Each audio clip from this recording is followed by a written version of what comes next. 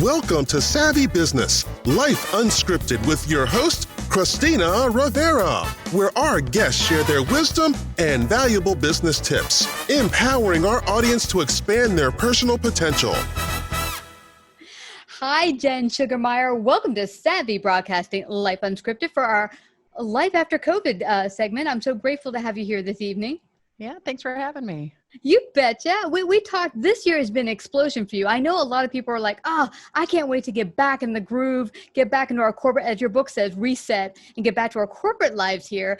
But you know what? You've also written another book on boundaries, which I think is another important topic that I think some people might have had some issues with, not only before COVID, maybe during COVID. How do we figure out what the boundaries are in this new world? So share with the audience, before we go deeper into those subjects, a little bit about your background. Oh, yeah. So I've spent about 15 years in corporate and been the full gamut of positions. I used to contract with the federal government. I spent a year over in Afghanistan. I worked for Department of Defense, Department of State. I worked down at the Main State Building prior to Afghanistan. I've worked in the both public and private sector with, smaller companies, small to mid-sized companies. So from a professional standpoint, sort of been across the gamut, mostly in IT. I was a director of IT, procurement and all that. So that's more my professional side. My personal side really has led me to where I'm at today. So I can certainly launch into all that. I don't know if you want me to go ahead. Let's give a brief overlay, because I think it's fascinating, and it's brought to why you have the tenacity and the strength to turn your life around, why you help people today. Yeah. And, this wasn't something I sought after. When I was a kid, I always thought, I really want to help people. And, of course, when you're a kid, sometimes you don't always know what that means. And I didn't know that it was going to be my story that was going to bring me to where I am today. Mm-hmm. And I'm a recovering alcoholic, and I was really living two lives while I was in corporate. And I struggled for 15 years. Mm. And this was a battle that at times, almost took my life. It was very, very unmanageable. And I tried for a good decade to get a handle on that. And I always went after what I thought was the problem, and that was the drinking. And really what I found out through, and what I've written my book about, is that the problem really was me. And so it was reconnecting with myself. So, it's been an interesting road, and it's been an amazing process. I never thought, because it was such, it's such, especially in the corporate world, we don't want to raise our hands and say, hey, I need a mental health day, or, I have a problem, or I'm dealing with something, because we're afraid that our employers are going to say, well, great, there's the door. And we are so afraid of that happening. And that's really why I've stepped out and said, you know what? We are all human, and we go through these things, and this is life. And my story is my story, but really I'm no different than you. You may have just a different flavor of ice cream. So I lived it, I breathed it. I was in the corporate world, and now I'm doing my own thing. And so that's from a high level, how I got to where I am today. Well, what's amazing, Jen? I think that's something we often do in our lives. We look outside of ourselves. What can we do? Get the new job, get the new husband, or maybe you have issues, and you're like, I get rid of this issue, my problems will be solved. Yes. And it's sometimes, when I found for myself, and when I created this show and my own biz, was when I went inside. It was just that moment where I hired a mentor, and she said, so what's your passions? What's your loves? What are you into? I don't know anymore. You get so sucked into the corporate world, you don't even remember who you are. Yeah. So I love that your story is like, first you went inside, who am I? And that was what was blocking you from getting rid of the problem you were dealing with at the time. Yeah, I think we all do that. I think you really nailed that. How many times have I told myself, I had this if-then equation. If I get a better job, then I'll be happy and I'll stop drinking. Yeah. If I get married, then this will happen. And that's not how that works. And so that's really been my journey and what I've discovered. But we do this if-then scenario with ourselves all the time. Easy to get disconnected. Oh my God, I can completely relate. Now, I'm really, really curious. Share with our audience first, your first book, R.E.S.E.T. What prompted you to write R.E.S.E.T in particular? Yeah, I tried for that decade to do everything to solve that, what I thought was the problem. I mean, we're talking about neurolinguistic programming, acupuncture, therapy, groups, whatever, hypnosis. I mean, tried all these things to, or date somebody, whatever it was, this if then, and then I'll be fixed. I was actually dating a gentleman at the time, and he told me 7 words, and those 7 words changed the course of my entire life. I am telling you, I tried for a decade to get sober, and it never happened until I sat down with somebody who cared enough to say these 7 words, and they were, Jen, you need to learn to love yourself. And I froze. I absolutely froze. And I don't know how long it was. It felt like 20 minutes where my mind just went everywhere. And I realized that, I hated this life that I was trying to protect. I hated who I had become. I wanted to just be one person. I was so tired of this double life. So why was I trying so hard to keep it hidden? I needed to fix the problem, and he nailed it. It was, I needed to fix myself, and I needed to learn to love myself. And so I committed to him on that day that I was going to learn to love myself. And we dated for just another couple of weeks, but I went on the most amazing exploration of myself, and in true addict form, because if we do something, we're going to do it all the way. And I said, all right, I'm going to figure this thing out. And I tried everything. And at some point I realized, I'm working a program, and this is a program that if it works for me to reset my life, then this is going to work for others. So RESET actually stands for recognize, eliminate, structure, elevate, and transform. And within those 5 steps, that is my whole methodology on how I learned to reset my life. So it's like hitting the reset button on your life, and the reset methodology are those 5 steps. So that's how that all came about. It was proven, I used it, and now it's trademarked. That's amazing, Jen. Now, can I ask you, because for me, that was a little bit for me in that when I was in that corporate world, completely immersed in it, and my idea used to be when I reach the pinnacle of success, AKA I'm a VP of something, and I'm making a lot of money in a penthouse somewhere, I've then reached success, the end, the pinnacle. And, I got to a point where I realized, no, that's not it. Were you realizing that that double life you were living was more of like, it's not really me, but you didn't remember who you were? Yeah, I had no idea. Every day I woke up and I thought I had an idea of where I wanted to go. And, I had all, I'd see a squirrel and I'd go that direction and whatever. But I realized, and especially in those last few years, I'd wake up in the morning and I would go and I would paint a face on. I didn't recognize the woman in the mirror, and I would put my makeup on every day and I would try to emulate. I would try to make that person look like somebody I would recognize. And I just didn't. I didn't recognize her after hours, and I wasn't recognizing her during hours. I didn't know who she was. I was lost. How long did it take for you to begin to rediscover and love yourself? How long did the process take for you to fully emerge? I would say I started seeing progress within myself, within the first month, and it really went in stages. And I would say by month 7 or 8, I really had seen a full transition in my life, with stages along the way, because I do believe in this holistic program, and it was, addressing different areas, and you can't do everything at once. If you try to turn on, it's like when I get excited about some new, I'm going to go try, I go to the GNC or the vitamin shop and I try them all, and I have no idea what works, right? I mean, you have to isolate. Your doctors will tell you, you need to isolate if you need to find the problem.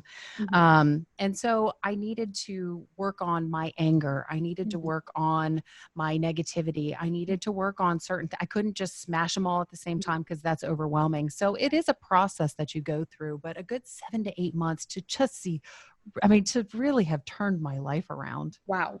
Well, and I like that you mentioned that it's a process. It was for me too. And I've heard others who have come on the show and even shared their story offline with me that, one guy told me it was a 7-year process for him, but he had results in a month that were awesome. But the ongoing journey of discovering his whole self, because we're unique, complicated individuals. It's not like boom, turn on lights, you see it all. So it's a process, but it's a fun process. And what I like is it's never ending, because even when you get to this stage and say you've now built a wonderful business and you've written 2 books and you're doing more and more, you're going to continue to grow as a person. It's not like boom, you reach it, you're done. Mm-hmm, mm-hmm. And you know, and I love that you say that. That's actually the T in the transformation. It's how do you make this a lifestyle? And when I look at the gym, you know, people ask me, "Oh, do you work out, or do you, or what's your diet?" That's what they'll Yeah. ask me. What's your diet?" I don't diet. It's my lifestyle, right? And when you feel like you're doing something, I'm just on a journey to accomplish this, then you know, you may feel like it's just a one and done, or that you're Mm-hmm. deprived of something, right? Yeah. But if that's your lifestyle, you live it and you breathe it. Um and it takes time. And I think so often in the corporate space, we are focused on what is that goal, what has our boss given us, what are we doing, and what is our deliverable, and Yes. we focus on that.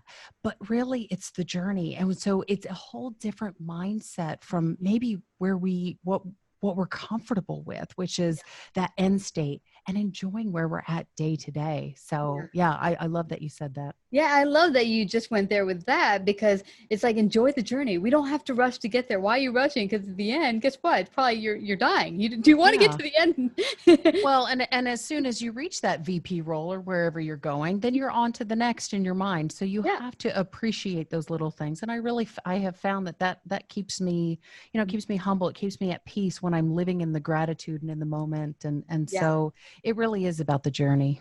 Yeah, and now we're here because of life after COVID. That's why we started this series a little over a month and a half ago. And you've written a book during this time. Boy, you kick butt on boundaries and setting boundaries. Why did that come about for you, and why did you write it? Yeah. So I have a chapter in Reset on standards and boundaries. And when I wrote it, everything I wrote in Reset was exactly it was a very easy book for me to write because I lived it. I breathed it. I just Mhm. needed to put it on paper. Mhm. When I wrote standards and boundaries, I had this feeling like I had only scratched the surface. Mm. And yes, I had put some structure and some boundaries in my life, but as I really started to think, because when you're writing, you do a lot of research and thinking, and you kind of get more involved in what you're writing. And I realized that I had done well by establishing some structure, but I had a lot more to do. Mhm. And so it was actually on April 1st this year, and I woke up, honest to goodness, 2:30 in the morning, and I knew that I wanted to write this book. And I woke up at 2:30 in the morning. I grabbed my laptop. I said, "Jen, you have 30 days and you're getting this out the door." And I did not stop. And it was very, very intense. And Wow. I was very grateful for the time that I had during COVID. Obviously, we Mhm. couldn't go out. Mhm. And I said, you know, I am seeing so many people and their response, and the fear and all the, you know, anxiety. And if we had structure and more boundaries in our life, then we could really combat that and live in a state of peace. And so that's why I wrote it. I wrote it for everyone out there that was just and we're all looking at the news going, "Oh my gosh, what's going on?" And if we take a step back and just realize that we're in the driver's seat, that Yeah. we control what we put into our mind, Mm. right? And how we perceive things, Mm. that we don't have to get on the train of, you know, that roller coaster that we all went on. So that's why I wrote it. And yeah, so an incredible journey. Yeah, it's a great journey, and it sounds like a great educational book, and just a book for people to get perspective.